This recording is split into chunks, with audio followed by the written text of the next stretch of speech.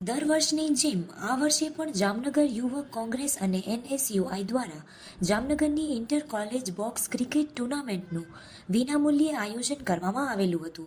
આ ટુર્નામેન્ટમાં જામનગરની જુદી જુદી કોલેજોની 29 ટીમે ભાગ લીધો હતો અને બહેનોની સ્પર્ધામાં જુદી જુદી 4 કોલેજની ટીમે ભાગ લીધેલ હતો. આ બોક્સ ક્રિકેટ રાત્રિ ટુર્નામેન્ટનું આયોજન સતત 3 દિવસ સુધી એટલે કે તારીખ 7, 8 અને 9 ફેબ્રુઆરી સુધી યોજવામાં આવશે.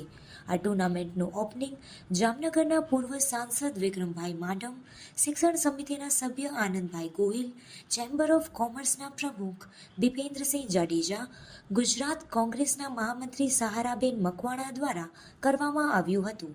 આ ટુર્નામેન્ટનું આયોજન જામનગર શહેર યુવા કોંગ્રેસના પ્રમુખ ડોક્ટર તોસીફ ખાન પઠાણ, ગુજરાત યુવક કોંગ્રેસના મંત્રી શક્તિસિંહ જેઠવા, એનએસયુઆઈ ગુજરાતના મહામંત્રી મહિપાલસિંહ જાડેજા, જામનગર એનએસયુઆઈના પ્રમુખ રવિરાજસિંહ ગોહિલ, જિલ્લા એનએસયુઆઈના પ્રમુખ સનીભાઈ આચાર્ય અને સમગ્ર યુવક કોંગ્રેસને એનએસયુઆઈની ટીમ દ્વારા કરવામાં આવેલ છે.